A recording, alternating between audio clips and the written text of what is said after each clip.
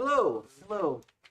Welcome everybody. Welcome to our actual audience and our virtual audience. My name is Hector Tobar, and I'm here with Obed Silva. Welcome to our conversation here at Tia Chucha's Bookstore and Cultural Center in Silmar.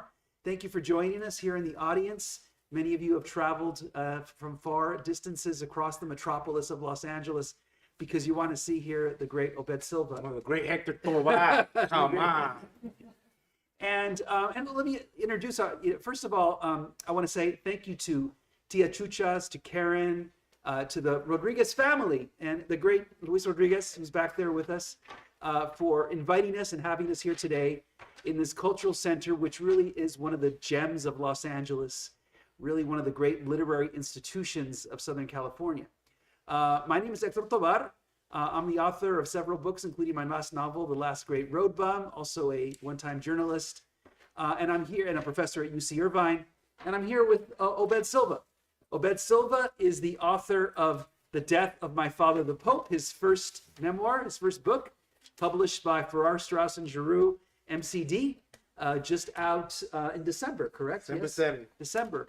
And it's my pleasure here to host our discussion. And I think I'll just start by asking Obed, is the whole author thing sinking in yet?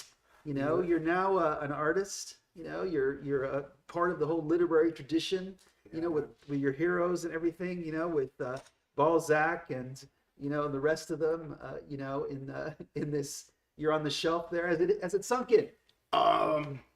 No, it really hasn't, to tell you the truth. I mean, right now it has. I'm in a bookstore, and I'm with you, Hector Tobar, and I'm with Luis Rodriguez, two of my literary heroes. So, at this moment, I mean, I feel like Tom Cruise on the Oprah Winfrey Show that wants to jump on the couch and start bouncing up and down. Yes. But I can't because I just can't walk and I'm not on the couch. But yeah, so it feels really good to be here, man. And it hasn't really sunk in, but it feels good though, man. It feels Well, yeah, fantastic. there's all these moments. Well, first of all, how many years would you say you worked on this book? I worked on this book 10 years. 10 years. The 10 day years. my father died is the day I started writing it. Wow. I'm on the airplane on my way to Mexico to his funeral.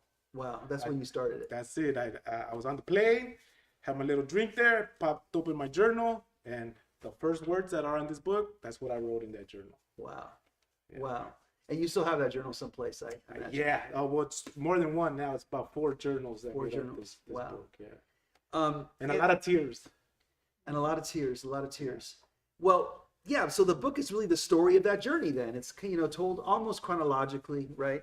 For me, one of the things that really strikes me is that there's these moments in the book where they're really, on the face of it, really sad. Like you're in the funeral home when you're going to see the body for the first time, right? And yet the scenes have so much joy in them. You know what I'm saying? They're like funny, Yeah. and they're like celebrations of life. And it reminded me, I'm sorry to sort of, name drop you with these other people, but it reminded me like a Chekhov, for example. Chekhov. Oh, please do. Continue. Don't apologize. What are you apologizing for? Come on. So for example, The Cherry Orchard is this really sad, it's a sad story, ostensibly, right, on the face of it, because it's a story about a family losing its property. Mm-hmm. But Chekhov said he had never understood why people called it a tragedy when it was really meant to be a comedy, right? And the same goes with Kafka's The Trial, right? This really, disturbing book, one of the books that gave birth to the definition Kafkaesque. And yet, I read that Kafka laughed when he read it to his friends.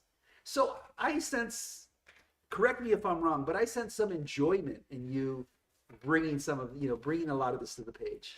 Well, enjoyment now, yeah, Yes. absolutely. And you know me, I'm a very optimistic person. I'm not a Right. very serious person, and I don't like to take life too seriously because I Right. think life is just too beautiful to take so seriously. You gotta smile, and you gotta laugh through all the hard moments and painful moments.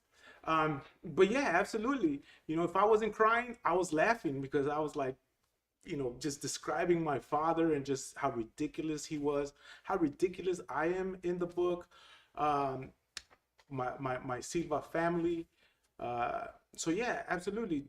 While writing it, there were moments where I was laughing, doing it, and having a good time. But by the same token, there were also moments where I was just crying and just pushing the pen. Pushing the Yeah, pen. pushing Wow. the pen Pushing the pen into yourself, you know. into my heart sometimes. Wow. Absolutely. So there must have been like a lot of like, this is not just something where you sat down when you were on the plane and started writing. There was a whole lead up to this, right? In other words, you know, to you sort of starting this project. I mean, before you'd already thought of yourself as a writer. You loved to write Right. before you started it, right? Well, I thought of myself as a gangbanger first. That was your first. Joking.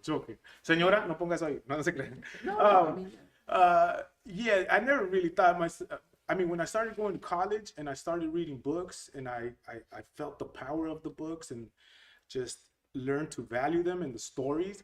And I began to see myself in the stories, right? Because my mom would always tell me, son, you're in that book. That book is about you. I always thought that was crazy. It's like, how could that possibly be? Until I pop them open, I'm like, now I understand what she says when she says, you're in those books. I see myself in those books. So then I took that love for the reading, and when I became a serious student, then I started. I didn't think of myself as a serious writer, but I love to write. I said I can do something with this writing. I could tell a story with this writing. I could make people laugh. I could make myself laugh because I would read shit to myself, be like, that shit is funny, yo, like, you know. But I would read to myself like that shit will make somebody cry, like, you know, things like that. But having people read it and feel that same way, I don't know, you know, it's hard. It's hard to share it with people. So yeah, it was a process. now you said about your mom giving you books, and you saw yourself in those books. So, for example, like, you know, I mean, you talk about some of them in this book itself. What are some of those authors and some of the scenes? You know, I mean, I sort of know the answer to this question because I read the book too. But just tell us, you know, some of the moments, some of the books that sort of really where you saw yourself. You know. Well, the main book where I saw myself is Les Miserables, Los Miserables by Victor Hugo. And when I got out of juvenile hall the last time, I was 17 years old. And my mom would tell me, son, read this book, Los Miserables by Victor Hugo. And the book was like this thick. And I'm like, nah, mom, I'm cool with that. Like, nah, that's too much, right? Because she had brought Huckleberry Finn and Tom Sawyer to me while I was in solitary confinement. Wow. And I read those books no problem. But, you know, they're like 200 pages. But Victor Hugo's Les Mis, that's 1,000. But that's the book where she would tell me, son, you're right there. That's you. You're Jean Valjean. And by that time, I was fighting an attempted murder case. Right. And it was the same district attorney who had been prosecuting me as a kid. And so my mom was making those connections with her and Javert, right? And I'm Jean Valjean. And so one day I just said, all right, mom, I'm going to pick it up. And I picked it up and I read it. And just, you know, that opening scene where it's Jean Valjean walking through the town with this yellow card saying that he's a convict and he's looking for a place to stay, and everybody rejects him. I was just sucked into it right away. And, you know, those 1,000 pages turned into like 10 pages to me. Wow. I really saw myself there. And I was like, damn, my mom was right.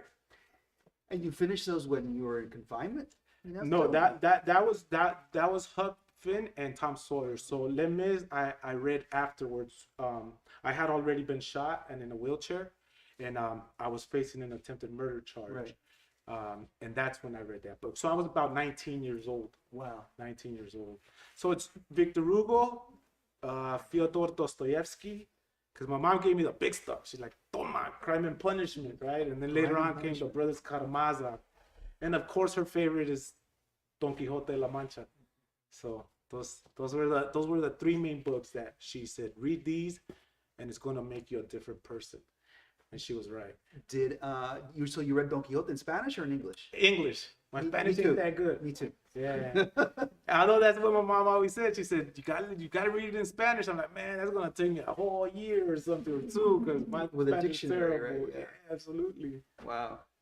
Now, so when you sit down to write this particular book, you know, I met you. You were a student at Cal State L.A. Mm-hmm. And then later I sort of ran into you again when I was at the L.A. Times, as I wrote a column about you when you were having your immigration case. And we talked about you maybe writing a book because you showed me some of your writing, and I sort of was really just amazed by it and kind of blown away. But I always thought that you would just write a book, the conventional memoir. Yeah. You know, it's like you start at the beginning. I'm born, you know, I get into the gang life, I'm shot, you know, all of that. But none of that, you know, that's all in the background of this book. So how did you arrive at the decision that this whole story, because to me it's brilliant that you decided that, that this was going to be your first book, that this was going to be, you know, that it was a story unto itself. Well, the fact is that I really started that conventional book that you're talking about. Yeah. I started that one a long time ago. Wow. And I still have that, and that's my part 2, right? Now it suddenly turned into my part 2. It picks up where this one left off. That one's called In the Hands of My Mother. Right.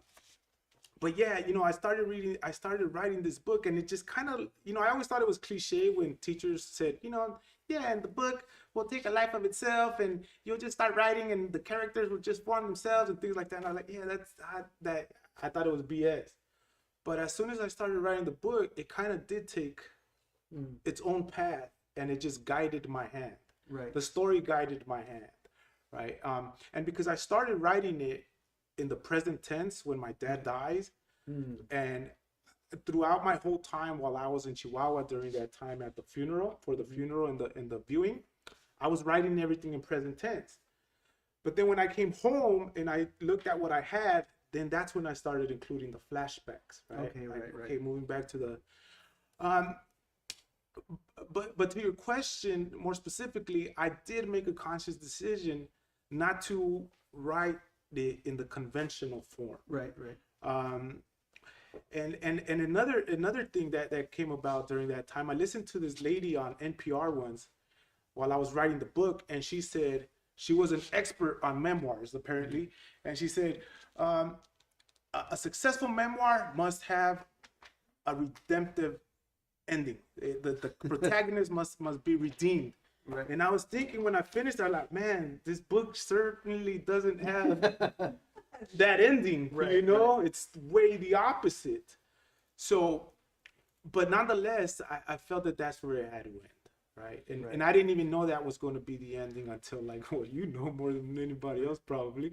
I didn't know that was going to be the ending until I was like, you know, a little halfway through this book already. And that's when I said, that's the ending of the story. Wow. Yeah. Yeah, I think what really holds it, what really the energy of it, I think it's because I think you recognize that the energy of this book is about your relationship with your father and your father as a person and a character, right? It's really this incredible portrait of him, right? So tell us a little bit about him, you know, tell us about, and did you in the process of writing this discover or realize things about him that you didn't know before? Oh yeah, I did, man. Yeah, I wanted to kill him all over again. And you know, there's some seriousness to that statement I just made. You know, my father was like everybody. He was a human being, and he had many flaws. He was an alcoholic. He was a drug addict, and you know, he was abusive towards my mother. The reason my mom came to the United States was to escape his fury. And so that, you know, those were the bad elements that my father carried with him. But he was also a good man. He was also a good father, right? And my mom always told me, you know, above all else, your dad has always been a good father to you, right? He may be an alcoholic, he may be a drug addict, he may have hit me, you know, my mother, but he's always been a good father to you. And he was, you know, every time I went to Chihuahua to visit him in the summers, he'd take me fishing, he'd buy me sodas. He just did what fathers did with kids. It wasn't until I grew up and I became a man that I was able to see who my father really was, right? He took that mask off that he would put on when I was a child, and he just took it off and just revealed himself completely. Wow. Revealed the monster that came with the alcoholism and the drug abuse. And therein is where our battles began, right? Our fights. I wanted to commit violence towards him, and it's all in the book. And you know, he attempted to commit violence towards me and my brothers. Right. And there was a time when I almost stabbed him. Right. We're talking about also planned violence. Planned violence. Like almost absolutely. like get organized violence, like involving other people even, right? It's like gangbangers. Yes, I'm gonna get your back stuck up. Yeah. And those were the hardest scenes to write more than anything. You know, those were the hardest things to write. And yeah, I learned a lot about my father. But at the same time, I also learned that, you know, he was a man who had a lot of traumas too. Right. And he just didn't know how to deal with them like most alcoholics. And I'm an alcoholic, right? By the way, I've been sober for a month and 3 weeks, ladies and gentlemen.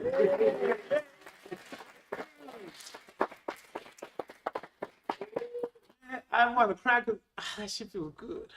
Yeah, man. And, you know, talking about alcoholism, because my father died at age 48 from alcoholism, and I'm 43. So that's only 5 years from now. So, you know, one of the reasons I made that choice to give up alcoholism was because, well, man, how could I write a book about the horrors of alcoholism and put it out there and go out there and sell it to people, and at the same time still be getting drunk and, you know, killing myself? It just didn't jive with me. Wow. That's one of the reasons. Just, you know, my body was just taking a toll on my disabled body, and I just had to quit, man, because I didn't want to end up like my father. You know, but I could totally understand why he drank, because I know why I drank. You know, to cover a lot of pain, whether it's physical or mental, right? So it's hard, man. So, and that's why I dedicate the book to all the children of alcoholics out there. Wow. And so that's like your pub date was a month and whatever, a few weeks ago. It's just basically your publication date. Yeah. Right? Yeah. December 7th, and I had it at a bar. The launch, I had it at a bar. Launch at a bar. And I got wasted. I was there. Yeah. I didn't see you get wasted though. Well, that's when everybody left. Well, I think we should take a moment here to have you do a reading. You know, can you read a little bit from the book for us? Fantastic. Thank you. All right. How's everybody doing? Good? Yeah. All right. Yeah, give me a cheer, man. Give me an applause. Give me an applause. Give me a moving applause.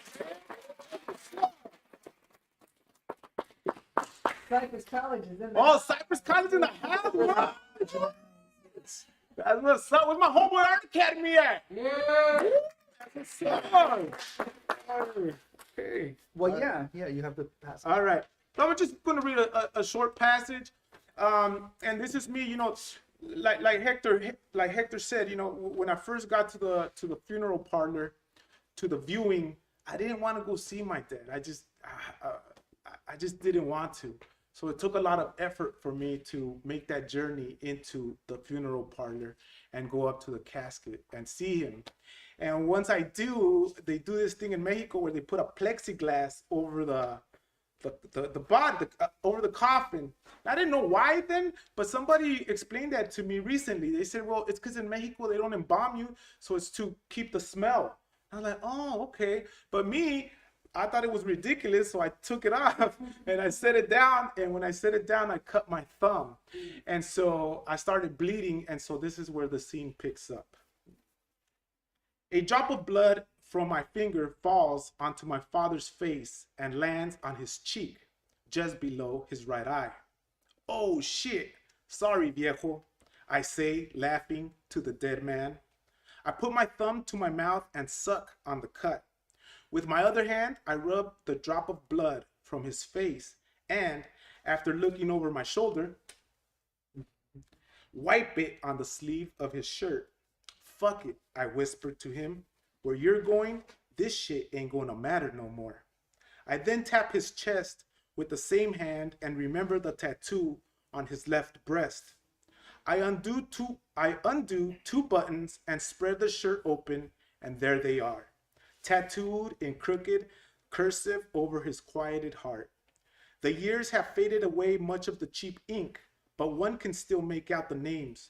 My mother's name, Marcela, on top, the Spanish conjunction Y, E, in the middle, and my name, Obed, on the bottom, Marcela y Obed. My father would say the tattoo had been his way of keeping us close to his heart, para siempre. And every time he'd say this, I'd think of the abhorrence that must have come over my mother's face when he first showed it to her. And there's my mother's face. She's like, I never saw it. You never- In the town. He, the pathetic lover, she, the disparaged woman who could only see in him the brutal beatings he was commonly inclined to give her. A tattoo of her and her son's names over his heart meant nothing. I take my thumb away from my mouth, hang it over the tattoo, and let it bleed until a couple of drops fall onto it. Then, with the index finger of my other hand, I softly dab at the 2 drops of blood on his chest, blend them together like oil paints, and begin to spell out my name under the tattoo. As I do this, I quietly utter, "You were my father, and I am of your blood. I am your son. I am your son. Take it, Daddy. Take your blood with you." And I finish with these words from Dostoevsky. "Tomorrow I will bury you. I have spoken." I feel relieved when I finally leave my father and roll out of the parlor, like something big and dreadful has been done with, something like arriving at the final period in Joyce's Ulysses. Like I could finally put this fucking book away forever. Life is a beautiful thing, and this is how it eventually plays out. Every horror has its end. Bye-bye, Daddy-O, I say to my father before finally moving away from the coffin, without placing the plexiglass back over him. I hope life's kinder to you on the other side, and you are kinder to it. A rush of joy moves through me as I make my way out the doors and through the crowd. I could be rolling out of hell. It feels so good. The next time I'd come back into the parlor to see my father, which would be a few hours later, I'd be completely drunk, shit-faced, but happy, fully happy.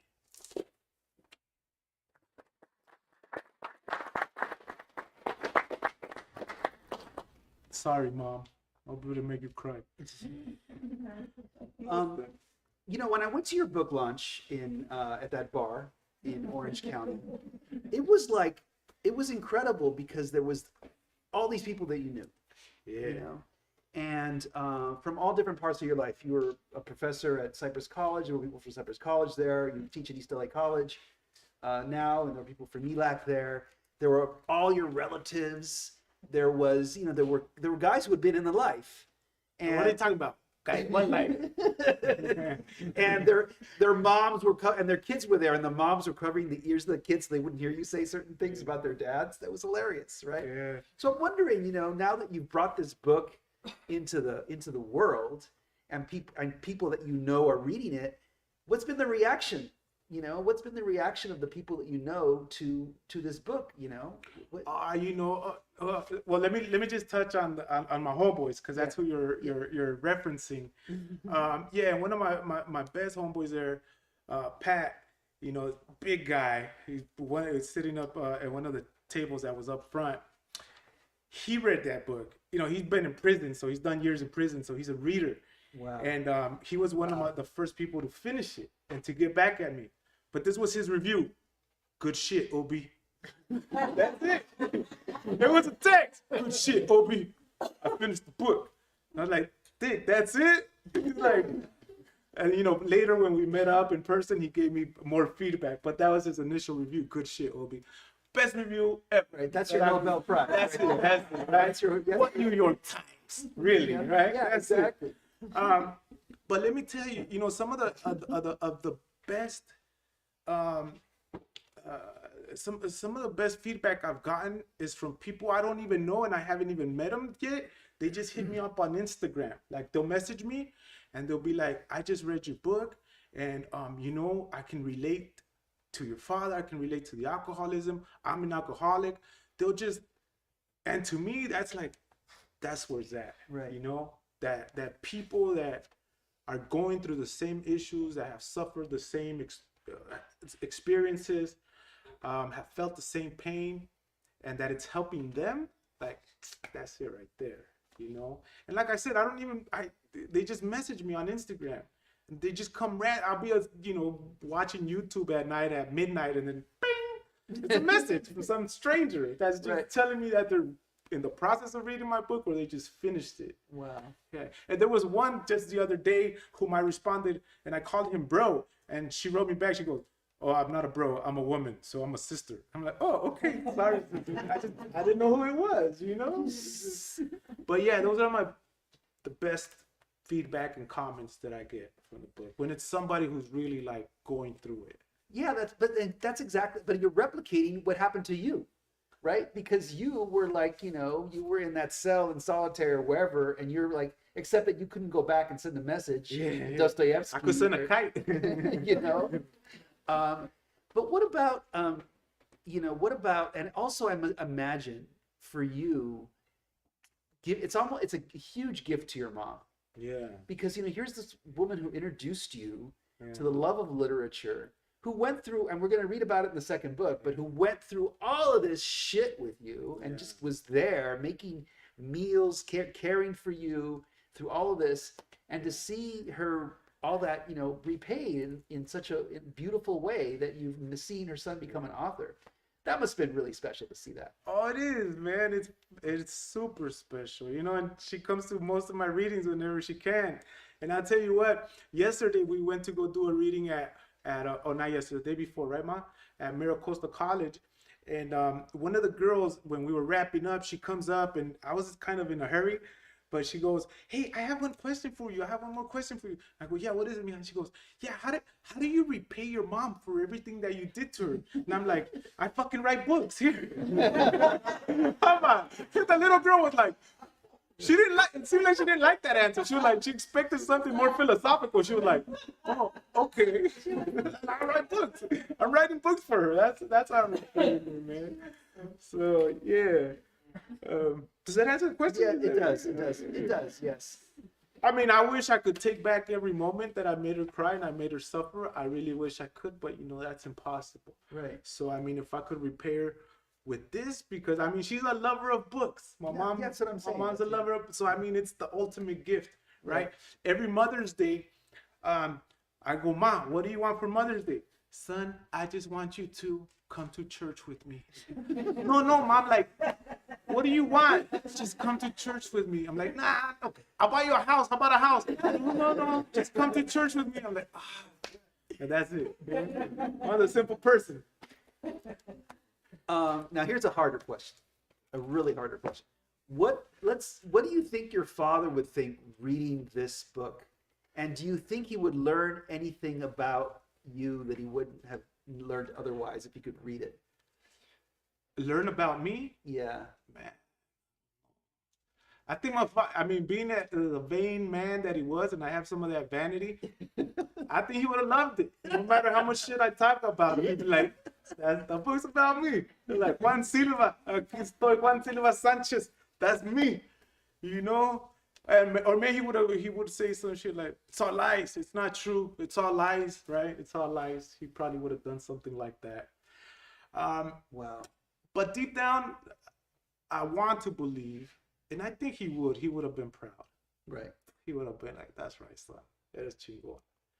Right? Yeah. Yeah, because he would have thought it's because of me. Yeah. I'm telling you. The vanity, right? Yeah. You see, somos artistas. I always knew that I was going to be an artist, and here's the proof. We had artists didn't. Exactly. That's right. That's exactly. But I want to believe that he would just be genuine and be like, "That's right, son." Yeah, I think the contradictions would continue. He was a contradictory definitely. man, and the contradictions would continue, so that he would be saying it's all a lie, but at the same time he'd be really vain about it. It would be the same thing. Yeah. Yeah, he'd take it with him to the bars. Yo soy el papa. So you told me at one point, and I was surprised by this, but it's what was wonderful to hear, that you have a plan for many memoirs. Many memoirs. Right. Well, I kind of cut it back now, Hector. Yes. I got some novels in the works too. You know what I mean? Well, yeah. Initially, I mean, I had a trilogy of memoirs, but I cut one off, and so I think my memoirs are going to end with In the Hands of My Mother. Okay. And I have ideas. Well, I have ideas, and I already have chapters for a novel. Oh, excellent. And I've told you about that Yes. novel. Yeah. So, but I'm gonna continue to write. That's for sure.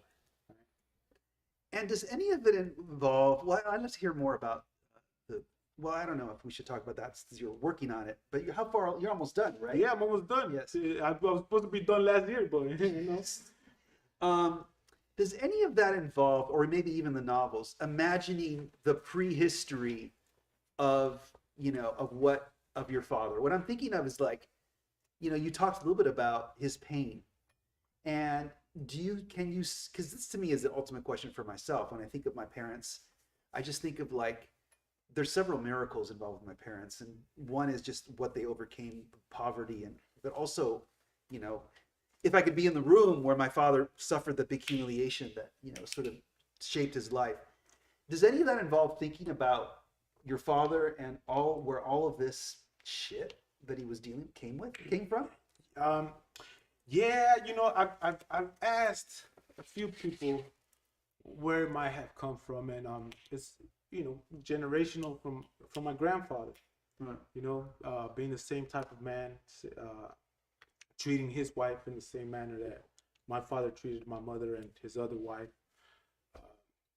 So yeah, it's something that was passed down from his father to him. As far as the details, I couldn't tell you. Wow. But that he was a man who drank and who was abusive as well. That's where my father would have gotten it. I mean, because you could go back, and you might even go back all the way to the conquest. Yeah. It might be like, Oh, well, I mean, that's for sure. I Right. mean, if you want to take it to that level, I mean, where the fuck does alcohol come from? Right. The conquistadores brought that shit and started Right. giving it to the Indios. So, yeah, it's in many respects, for sure, we can go way back.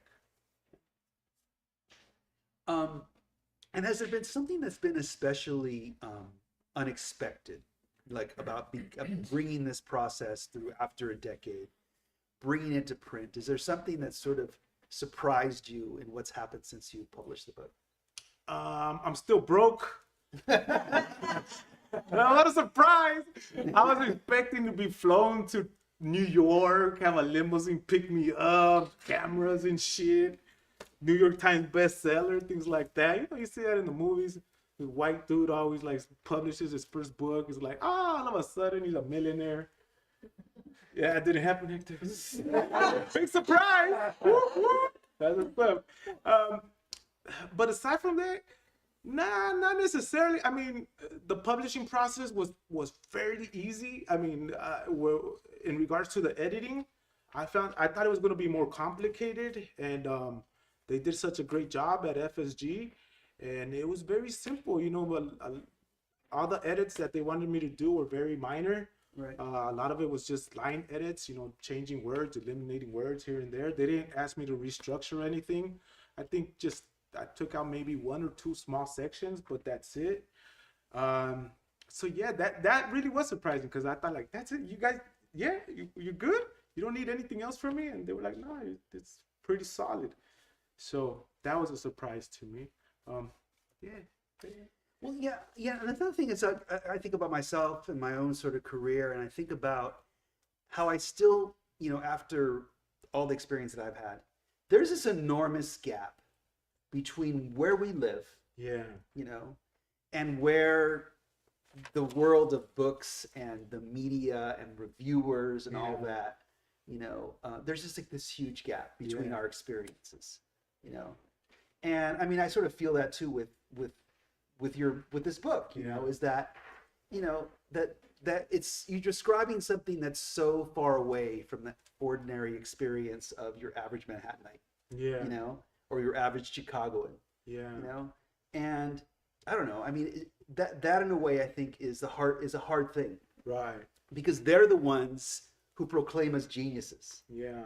They're the ones who buy, they publicize our books so that we become a New York Times bestseller. Yeah. They create the buzz. Yeah. And like for us, the distance between, for all of our efforts, the distance between where we are and convincing them that where we should be is still a really huge one. Yeah. Yeah. No, I totally feel that. I mean, the New York Times review really hit me with that. It's like, it was a totally generalized review. Right. And I feel like the critic, he didn't read the entire book. Yeah. Because if he had, I think he could have chosen better examples as evidence to support his claims. Right. So I think it was totally generalized, and yeah, I think he's totally disconnected from our experiences here in Los Angeles in the West Coast. Yeah, and that was an eye opener. I mean, because the LA Times review was fantastic and it was thorough. You know, it wasn't Right. just one short paragraph or two. It was a thorough review, and it seems that he really went into the complexities of the book instead of just, you know, providing a generalization and just dismissing it. Yeah. Right. Now you mentioned reading to the end, you know, and yeah, I've had that experience where I can tell somebody didn't read to the end because Yeah, by the way, the New York Times guy gave up the ending, which is something none of the other reviewers did. Right. And I Because thought they're that was pros. an asshole move. Right. Yeah. How do you do that? Right. You're not supposed to do that. Yeah, he gave up the ending and the others Because he didn't care. You Yeah. know, le valió madre. Right. Yeah. He didn't. He had no idea. That's what's up. You know, he had no respect. Where's they at? Come on. Well, yeah. But you know, in terms of like, without giving away the ending and talking about the space that you reach there at the end, because, I mean, we can talk about a little bit about where you put yourself at the end. You know, there's a moment there of self-reflection and honesty. Yeah. Right. Can you talk about reaching that spot? Is that something that you had done before you started the book, or was that a space that you reached when you were actually finishing the book? That, you know, that space of just talking about yourself and your, you know, your yeah, continuing struggles. Yeah, I mean, I felt well, you know me. I speak freely. I don't censor myself often, Right. you know, and I get in trouble because of it often. And I think you see that in the book where I describe certain people in a negative way, but I'm also honest about the way I describe myself. Right. Right. But yeah, that towards the end where I do self-reflect, that was something that I chose to do. I was conscious about it. I was like, I got to do this. And I mean, that part where I talk about, you know, the guy at the bar with fucking chips and salsa all over himself, drunk, like that's a real scene. Right. Like I did that, right? You know, being on the floor in the middle of the street at midnight, like that's real stuff. So I just felt like if I'm going to criticize my family, the other Silvas, for being alcoholics and living the life the way they did, and I got to do the same about me. I got to be fair in that way. I got to put myself there. And it's just the honesty. You know, when I teach creative writing classes, I always tell my students, don't give me no fairy tales, although they always give me fairy tales. Like, I don't know what the hell. But I say, if you want to write something good, go to the deepest, darkest crevice of your entrails and pull something out of there. Right? Something that really smells like shit. And write about that. And so I had to do that myself too, right? And I had to do it in writing about myself. Right. So yeah, that was a choice for sure. And it was a hard choice because I was, you know, in writing, I was like, damn, my colleagues are gonna read this, my students are gonna read this. Wow. It's like, what are they gonna think? You know? But I've been sober for a month and a half.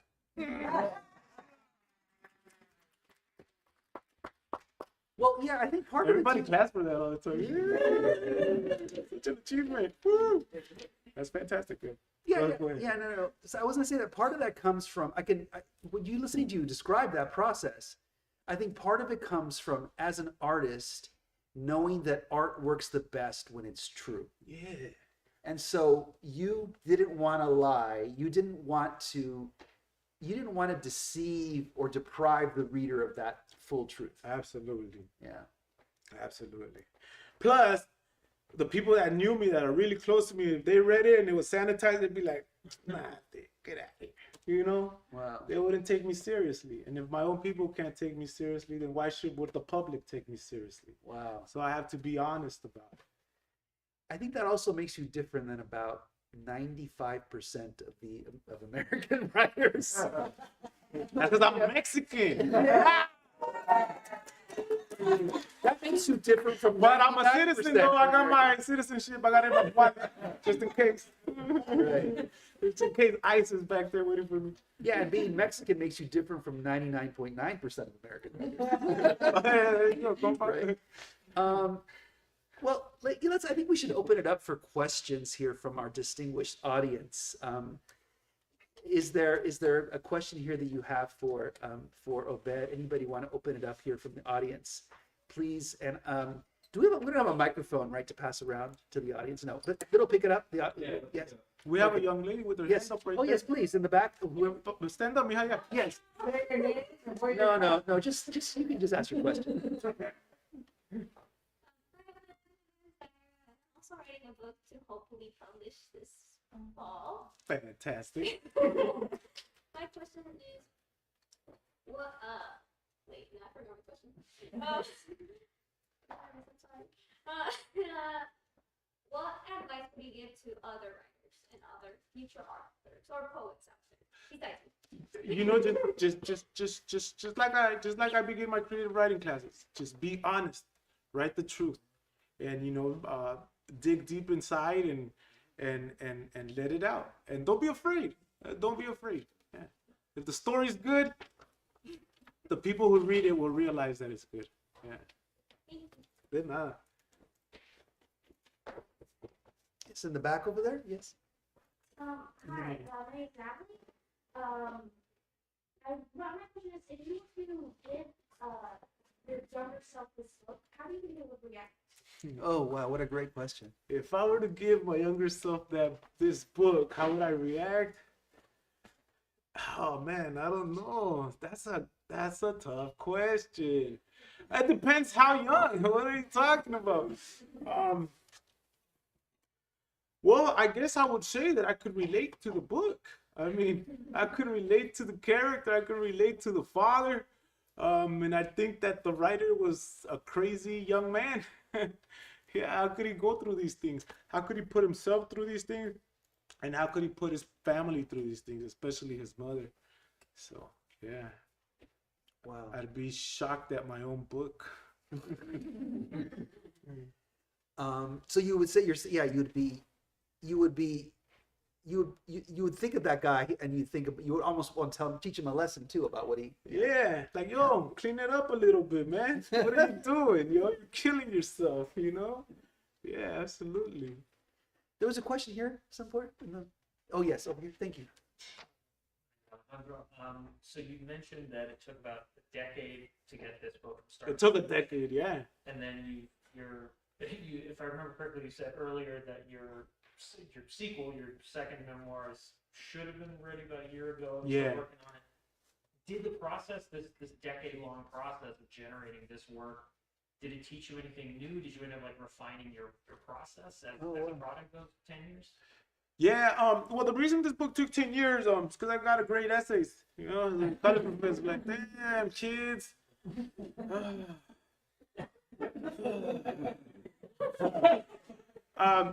And the other part of it was that some of the scenes that I wrote in this book were so tough that sometimes I just had to put the pen down, put it away. And there were times that I didn't come back to it, after 3-4 months. There was a time that I didn't come back to it for a year. I was like, I don't want to touch that book. You know what? I'm not even going to finish it. Forget it. But then there was something inside me that I always said, like, finish it, right? And then especially when I shared it with Hector, and he was like, dude, there's something really good here. Keep at it. So that was one of the reasons why it took so long to finish the book. But I also think that I needed time to really think about how it would end and how I would wrap it all together, right? And really what I wanted to put out there about my father and myself. But yeah, I have learned a lot, right? A lot of this book, a lot of it, believe it or not, was just, that conscious, what do they call that? Free conscious writing? Stream of consciousness, right? A lot of times I just wrote like that. Whereas now when I'm writing, I feel like I'm more controlled. And I think it has to do with, having written this book, but also having grown up, right? I'm more mature now. So yeah, and the reason the second book, I'm writing it faster, it's because I do a lot of keynote speaking. And in those keynotes, what I tell is really my redemption story from, being a gang member and being shot to shooting a rival gang member and then going through those trials and then finally finding my redemption through my mother and education. That's what that book is. So that story is already in my head. Like, I know the structure of it. But again, I haven't finished it because I got a great essays. Well, slower is always better with books, anyways. Yeah. And Sean, the editor, you were there when I told him, do I have a deadline? He goes, no, take your time. And that was a great relief. Like, all right, are you sure? Yeah, take your time. I'm like, all right, cool. You said it, bro. It's on I the was there. contract, right? Right. Another question? Oh, yes. It's Juan one Luis. have to stand up. I just want to honor you, Obed, for the great effort. I know how hard it is. Hector knows how hard it is. And it's hard for our community because we don't believe we have stories to tell. We all have made stories. And then to go through the struggle of trying to put it in language and words that people could get, it's quite a journey. And you made that journey. And I want to honor that because I know how hard it is. You're there. Blessings for your mother. Thanks to that you brought her. She's here. We have to support our community of writers and thinkers and artists. I just tell you a sad story, but it's not because I love my mother. She passed. I've got no issue with her. She thought I was the craziest guy who wanted to be a writer. And I was on heroin. I was in jail. I was in and out of school. I mean, in and out of streets and everything. And that wasn't as bad as when I told her I want to be a writer. That was the worst thing I could do. Wow. What would she done? It's not her fault. She grew up in Chihuahua. She grew up in a world where you have to work hard. She grew up in a world where books and art, she would burn all my grocery bag full of writing that I had, and she burned all my murals. I painted murals with just plywood. She got rid of them. Wow. I mention all that. But the other side of it is that I totally understand. Right. I don't hate my mother for it. I get it. We don't have communities that know what it is to support our young people who have these dreams. Yeah. And we should, my thing is this support. I can see she's got support. I mean, whatever the issues is, she's there for him. That to me is what's really valuable. And it helps people like Obed to just keep moving. So I just want to mention that again, not to disparage my mother, but just to say, keep our community strong. We created this bookstore when we first started being more community. Nobody wanted us to do it. Everybody we talked to, no, it's going to waste of time. Nobody's going to love it. And then when we opened it, people opposed us. Políticos opposed us. We went through a lot of trouble. Here we are. They're gone. We're still here. That's right. Wow. And that's Look how beautiful it is.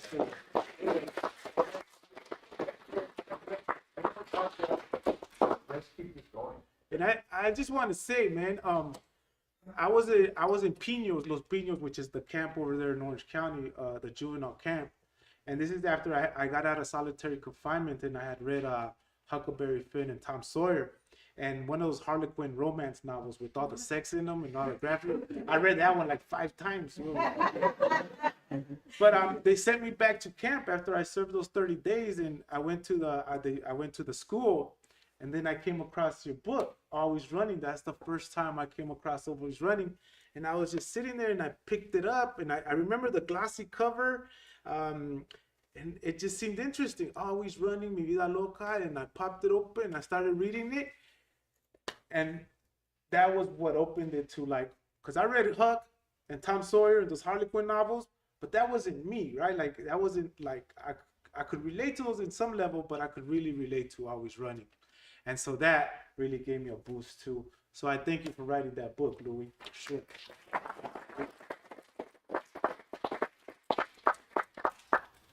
Yeah, and if I could add to that, I think that when you undertake a project like a book, you're going to dedicate 10 years of your life. You don't know it's going to be 10 years when you start, but it's going to be a hard struggle.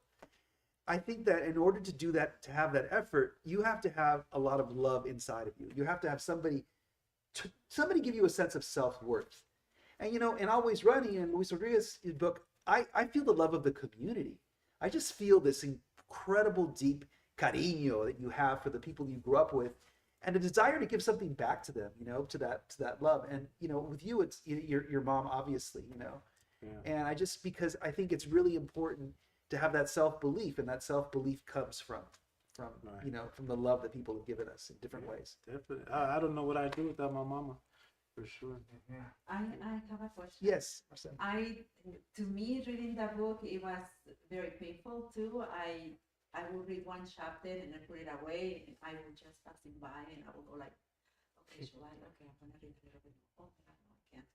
So find out. I just wanted to ask Obed. I mean, through those problems that he went through with his father when he was in Chihuahua visiting, they were seems very, very hard. I mean, between them fighting like that way. That one time, I guess you were like Arm wrestling. Threw me to the ground. Did he ever say, "I'm sorry" after all what he did? When you will leave Chihuahua, did he ever come to you and say, "Son, I'm sorry for the way I treat you"? Because it's when I find out how bad he was with you. Yeah, well, yeah, and my mom didn't know about those last No, days. because I will ask if Obed, how was, and then he will go, "Oh, I'm going back to Chihuahua." I go, okay, so he must not be having good time with them. But then through the book, I noticed that your relationship with him was like, no. Yeah. So did he ever? He never apologized. When he will call you at home, Never apologized, Mom. When he would call me, he'd ask for money. that's And I knew it. No, he never apologized. But it's okay. Did he say, "I love you very much"? Sir? Oh, he always said, I love you. You see, my dad would say this, no los quiero, los amo. That's what he would say. And she said, oh. It's hard for fathers to apologize, you know? Yeah. It's hard for them to give up a sense of control. Because an apology is like making yourself vulnerable, Right. you know? And I just say this from experience. Also, my students, you know, I read my student writing like you do, and I see all these fathers in these, you know, writing to my students who, you know, do all these things they never apologize for. I was on in a Zoom call with one of my students who had this horrible experience coming out to his father. You know, he's gay, and he came out to his father, and his father, they still haven't spoken about it. And he's, you know, my student's really upset about it. I said, you know what, dude, your father's probably never going to ever apologize for that, Yeah. you know, because that's just the way they are, you know, Yeah. son tercos, you know, they're Yeah. just like, you know. And I had never thought about that until my mom brought it up. And I don't think I ever looked for an apology because I think had he apologized to me, it would have been empty. Wow. Like, you know, because he would have just kept drinking and going on and on. So an apology wouldn't have meant much. Wow. Yeah. Wow. Another question, audience? Yes, over here. I have a question about it's related to what you said about how hard it is to put the book down and because it's difficult to write it. Did it have to do with shame? Did it have to do with not being ready to face yourself? What was it that and then what brought you back? Yeah. It's shame on, well, just difficult writing those scenes, you know, especially like, you know, as my mom just pointed out, when my father's attacking me, really committing violence towards me. That's hard, you know, to relive. And shame for myself. It's just hard reliving those memories because in rewriting them, you're reliving that trauma. I mean, you're putting that trauma on the paper, which helps in a way because it's like cathartic. But nonetheless, you're conjuring up all of those images in your head. And so to relive them, it's just very difficult. But what kept me going is, you know, and I say this in the book too, I got vanity, I'm a little egotistical too. And I knew that there was a book there, right? And I say there's a book in the future or so, I write it in the book. And I knew that there was a book at the end of that tunnel. And that's what kept me going. Like, no, there's a book. And, you know, when I started going to college and I started taking college seriously and really got into literature, like I wanted to write a book, right? I wanted to write that fucking dope ass book. I wanted to write Always Running, yo, like I wanted to write that, right? Or I wanted to write the Iliad, but like with Aztec gods and shit, right? Like those were my grand ideas. But instead this book came. Right, and it just came unexpectedly, and you know, when I got, you know, Hector cheering me on, my English professor at Cyprus cheering me on, my mom cheering me on, I'm like, yeah, I gotta finish this, man. I gotta finish this book. Yeah.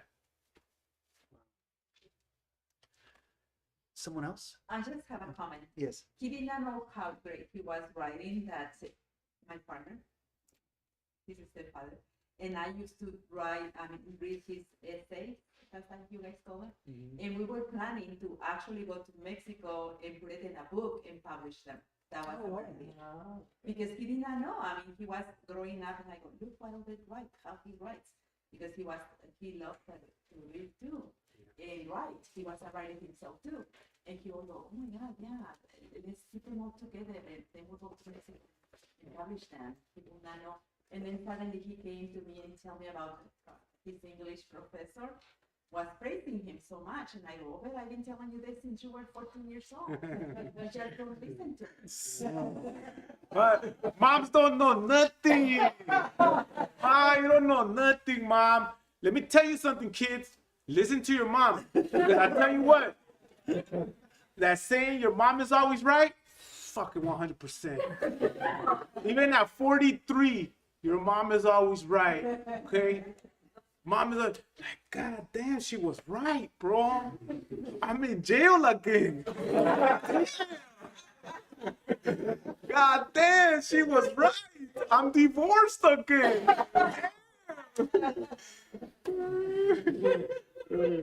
My mom was right. I'm gonna be 80, be like, hey, my mom was right. I just broke a hip. Whatever. DP, you can relate to what? My mom said, that's really always says, I always say my mom said. You don't forget. Always, mama. That mama? Yes. Yeah. Is this like also I think that you becoming a writer and it's also in a way an extension of the teaching, you know? Yeah. You know, like when you teach, it's like you're giving part of yourself. Oh, I give all of myself in the classroom. 100%. But I always have a disclaimer in the beginning of the class. I say, look, kids, 99% of what I say in this classroom is a lie.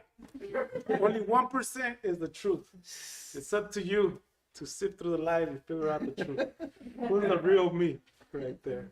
And it's great because I get away with everything. Yeah, but I mean, also just like, you know, it's like you're just sharing part of ourselves. I mean, I finished teaching to come here, right? I finished teaching at 4 o'clock in the afternoon, and I got in this car, and I was in a high, man, because I had a great class. It was the last class of the quarter system. And I just thought, man, this is like the best thing I could ever do is to teach, you know, because you're sharing your wisdom. Yeah. You know, I put more energy into it than I ever thought I would, you know, because I thought at the beginning, oh, this is just, I mean, you know, I'm getting a paycheck and I really want to be a writer or whatever. But it's like incredibly rewarding. It's super rewarding. I mean, look, it's students, right? Yeah. Students right here. Like, that's fantastic. It's totally rewarding. I mean, I could be having a terrible day, a terrible morning, but once I'm in that classroom, once I cross that threshold, come through the door, it's like everything that ails me is gone, just disappears. And for that 1 hour and a half or 2 hours, I'm their professor, they're my professor, and we're just engaging and sharing ideas and we're having fun. We have fun. In my classroom, I like to have fun. And we're not having fun, then we're not learning. So yeah, I don't know what else I'd be doing if I wasn't in the classroom. Did you ever think of your students as the audience for the book, as you know, as your students listening or reading it?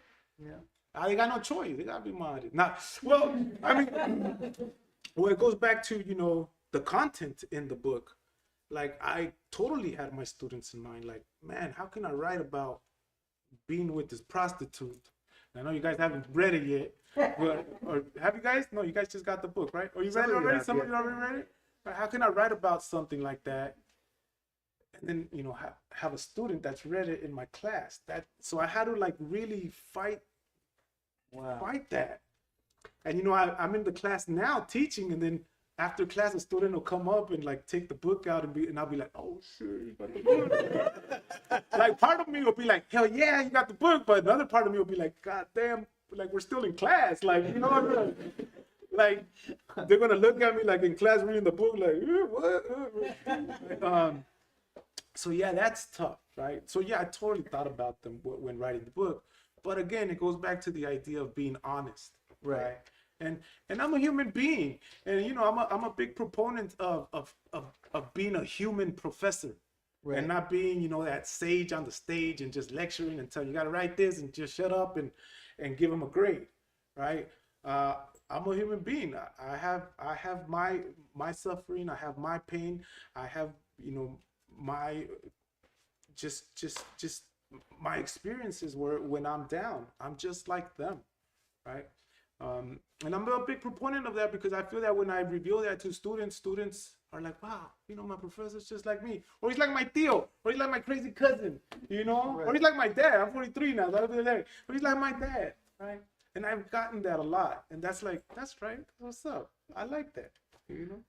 Right, because I think that when you're you know, especially an English professor, you know, it's like I mean, I'm also in an English department, although I teach also Chicago studies, but it's like you're talking about like you know, supposedly literature is like this highest form of human expression. You know, it's the humanities, right? That's what it's called, the humanities, right? You're showing your humanity. I always wonder what's called the You know, humanities. yeah.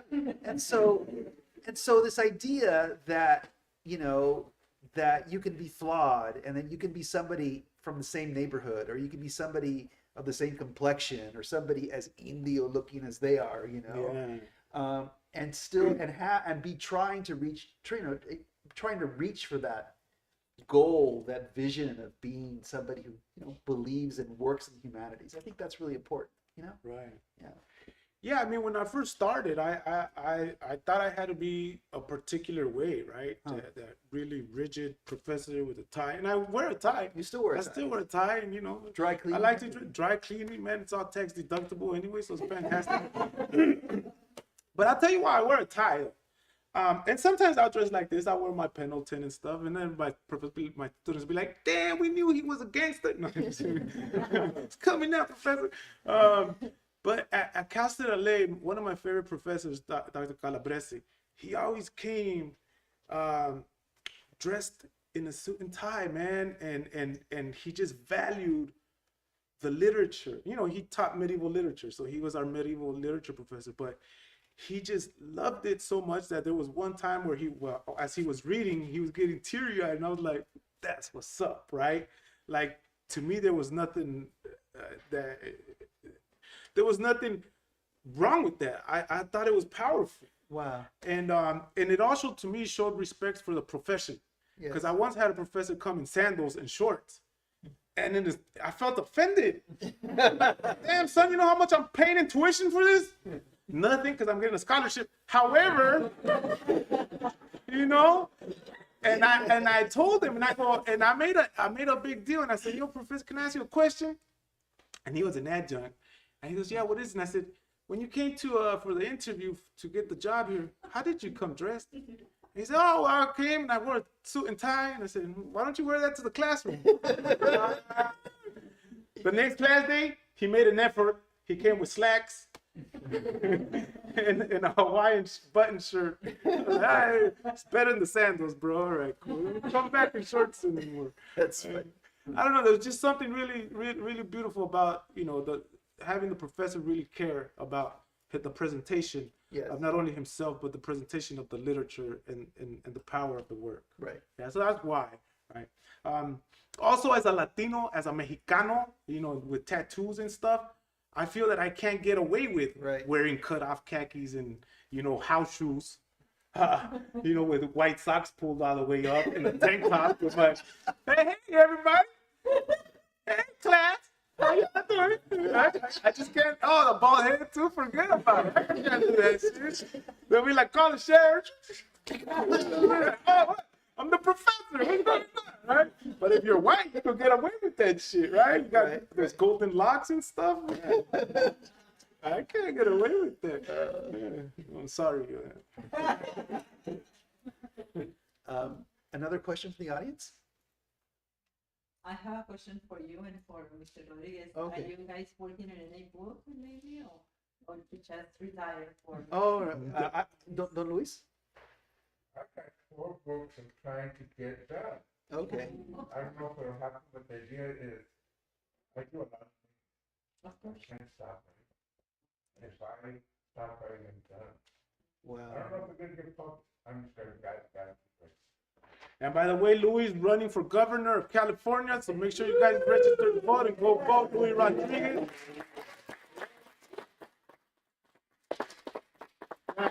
Right on. Well, I'm not running for governor. But yeah, I just finished a book, I think you know, and it'll be out next year. Next year, it's basically about what it means to be Latino or Latinx in the age of Trump, the age of intolerance, and it's called Our Migrant Souls: A Meditation on Race and the Meanings and Myths of Latino. So that's my next book. Yes. Is that like an extension from the Harper's? Yeah, that's part of it. Yeah, I wrote this piece in Harper's about traveling across the United States. But yeah, that's the idea. It's just like, you know, it's taking in U.S. history and our place in it, you know, and how they see us, how white society sees us, and where all that comes from, you know. Right, Yeah. And you know, I just want to say, because you said, yeah, you know, I keep writing, right? Luis said I keep writing. You know, Fabian Devora, our maestro at the Homeboy Art Academy, when I started painting with him, you know, asking the question, you know, so how do you become a great painter? And one of the answers he gave me was, you finish one, you start one.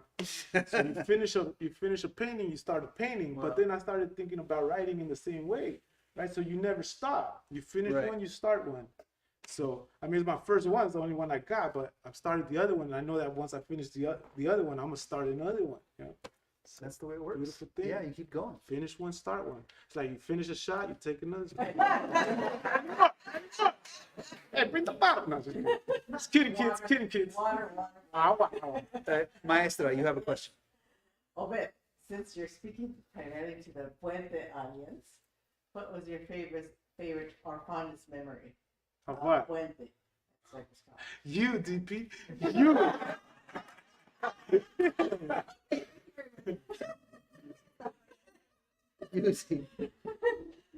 No, I'll give a shout out to the Puente program. I'm fantastic. It's a wonderful, wonderful program. And I think the whole organization, the whole program is a highlight for me, even at East Los Angeles College.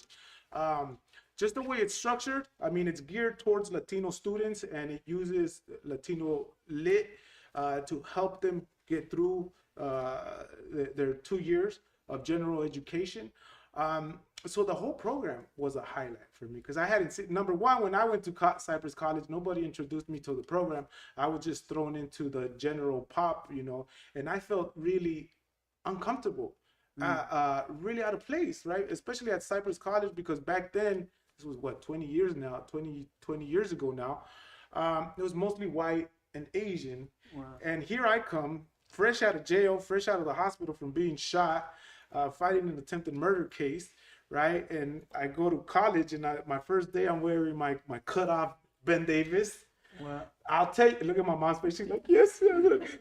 I'll tell you what, they were so crispily ironed, like, oh man, the creases were fresh, bro. And the white shirt too, the Stanford shirts from JCPenney, oh, fantastic. Fresh bald head, white Nikes, I was fantastic.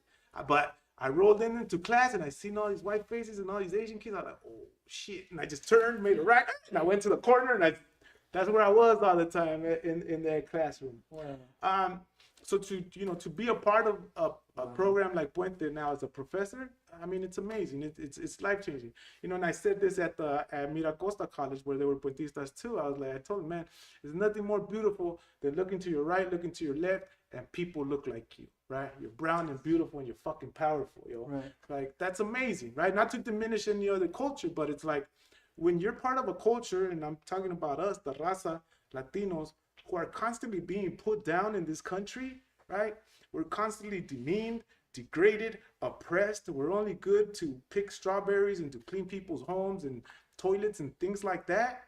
You know, when we're in academia and we're able to see each other and recognize each other and say, yeah, viva la raza, right? And si se puede. That's fantastic, man. Yeah, I love that shit. Ah, damn!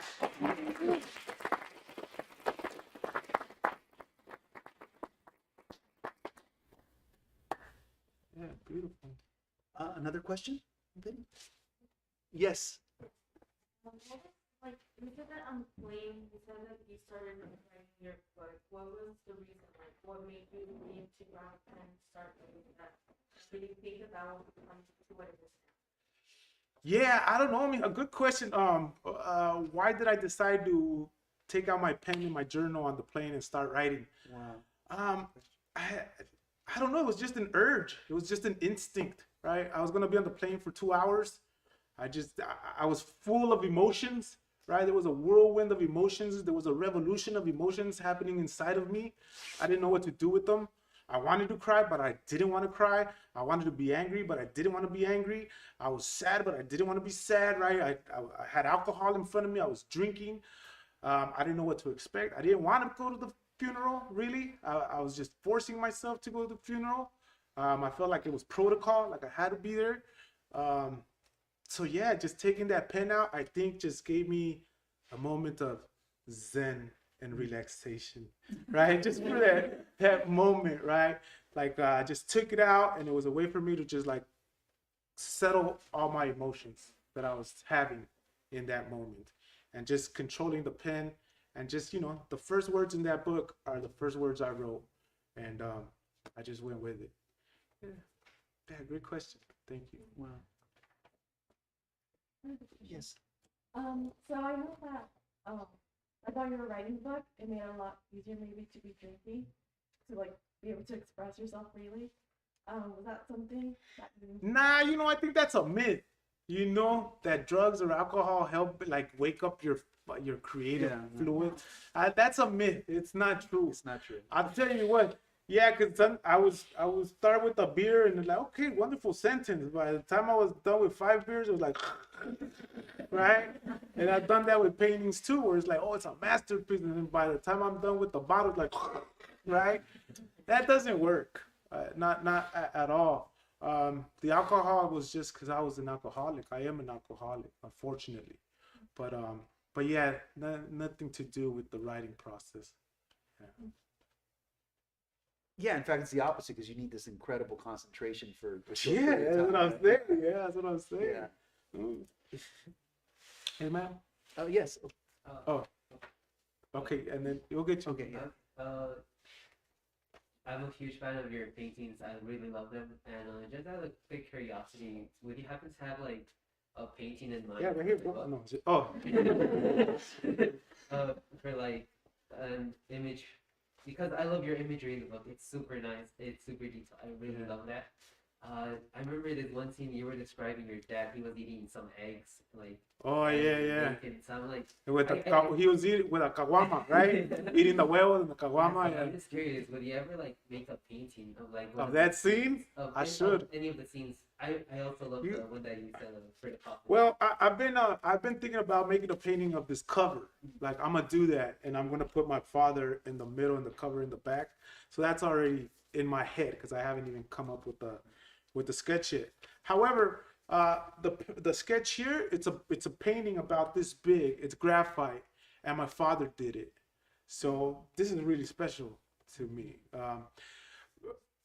But yeah, absolutely. But beginning with that one painting of the book cover with my father in the front, I really want to do that. But that's a good idea, especially that scene, because that is such a vivid scene. So I'll definitely take it into consideration. So thank you. Yeah, and thank you for liking my art. Any question? Oh yes, young lady. Yeah.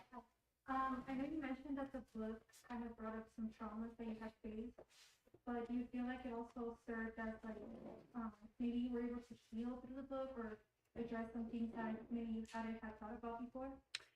Yeah, for sure. I mean, for those of you that read it, you know how it ends, and the ending is a terrible ending. So that's something that I had to like really just sit with and just let it seep in and kind of ask myself, what do you do with that, right? What do you do with that information? I mean, I want to kill my father. He's already dead, right? I can't do that.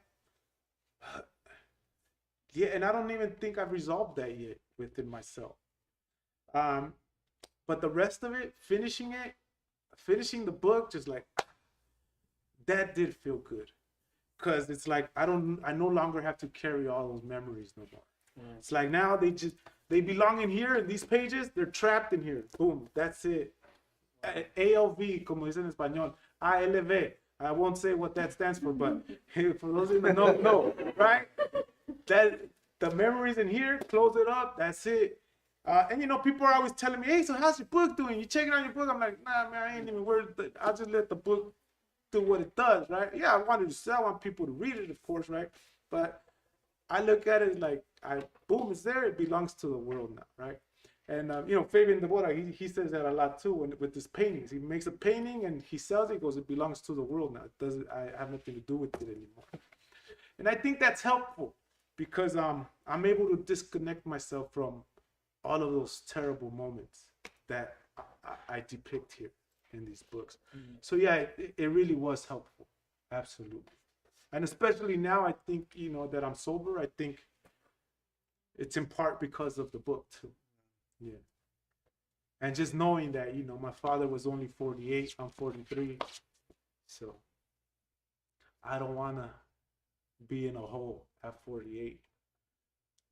I don't want to be in a hole ever.